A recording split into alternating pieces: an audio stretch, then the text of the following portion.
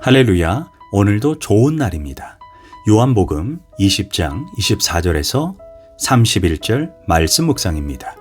오늘은 도마, 의심에서 확신으로 라는 제목으로 말씀을 나누도록 하겠습니다.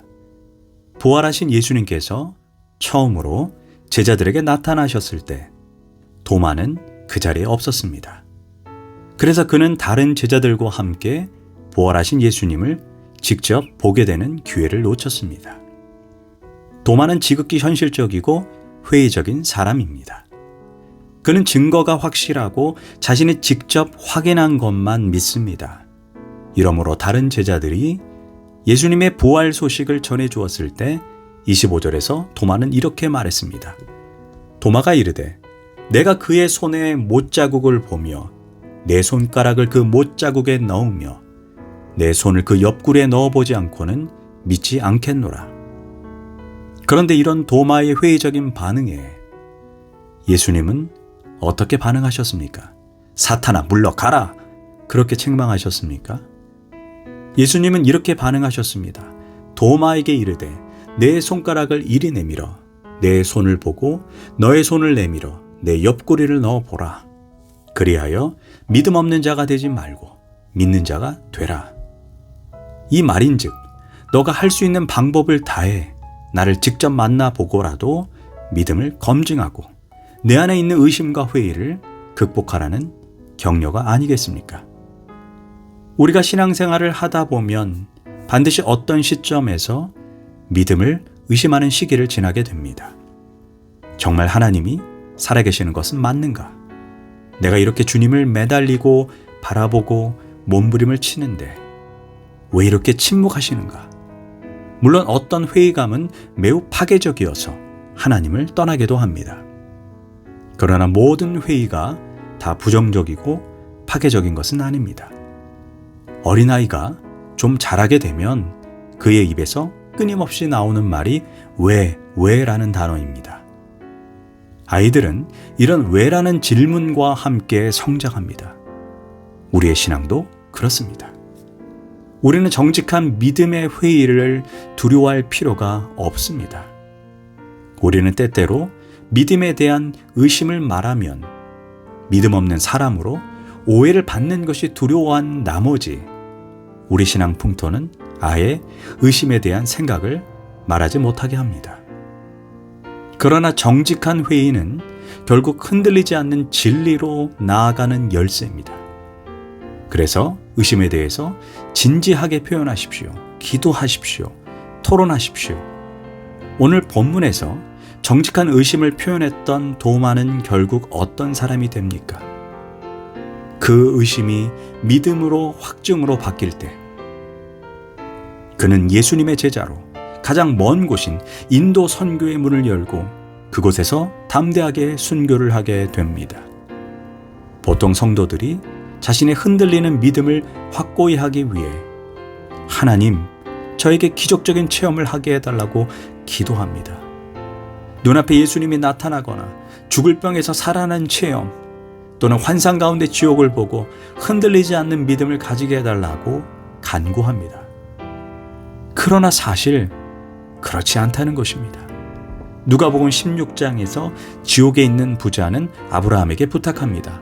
저 세상에 내 형제 다섯이 있는데 죽은 나사로가 벌떡 살아나서 그들에게 나타나면 그들이 극적인 체험을 통해 회개하여 이곳에 오지 않게 될 것이라고 말합니다. 그러자 아브라함은 단호하게 아니다. 그들에게는 모세와 선지자가 있다라고 말합니다. 여기에서 모세와 선지자는 모세오경과 선지서를 말하는 것입니다. 즉 하나님의 말씀을 의미합니다.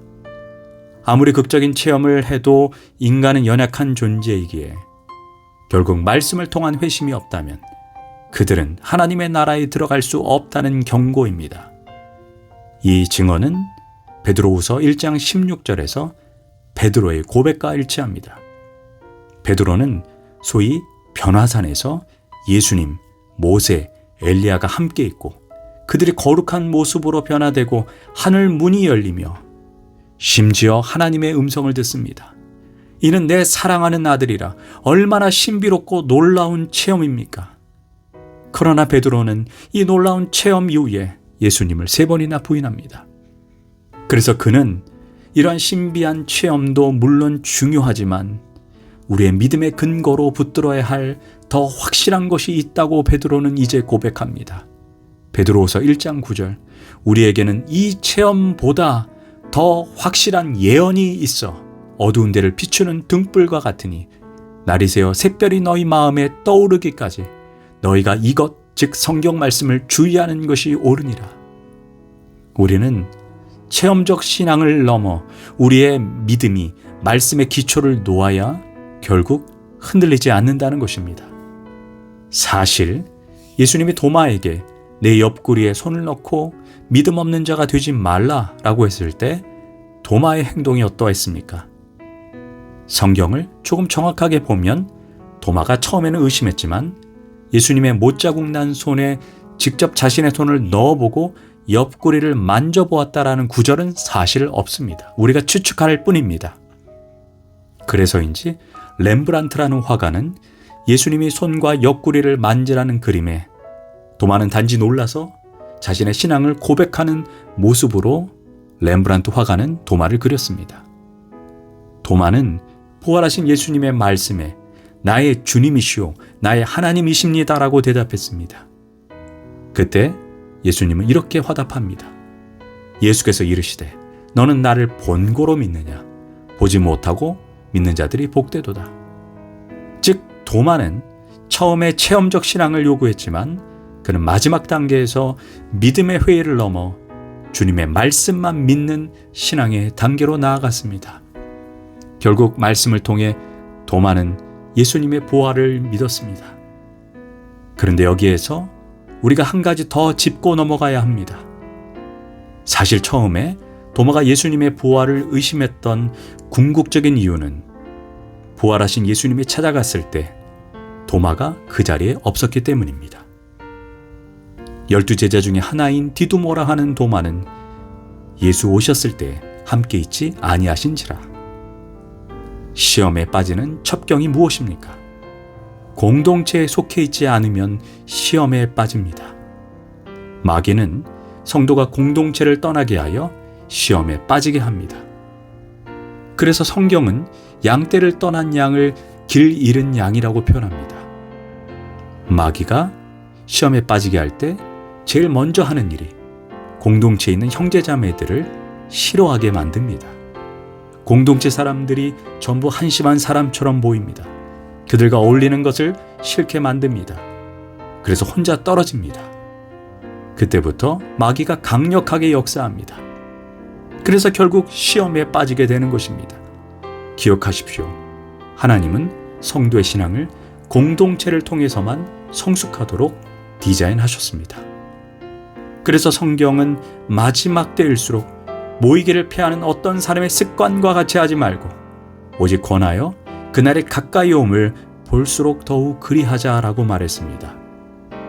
그래서 우리는 인생의 시험이 다가올 때 공동체를 떠나지 말아야 합니다. 청교도에 신앙 원칙이라는 표어가 있습니다. 청교도들은 이 고백을 늘상했다고 합니다. 당신이 빠진 그날 모임에 주님이 특별하게 자신을 나타내시어 부흥이 일어난다면 형제자매여 당신의 영적 손해를 상상해 보라. 성도의 교제를 소홀히하지 마십시오. 기도하겠습니다. 하나님, 체험적 신앙을 넘어 말씀을 통해 살아계신 예수님을 만나고 경험하고 체험하게 하소서. 무엇보다 도마가 시험에 든 이유가 공동체를 떠났기 때문임을 알았습니다. 공동체 안에서 서로를 섬기는 믿음의 여정을 열정 다해 하게 하소서. 예수님의 이름으로 기도합니다. 아멘.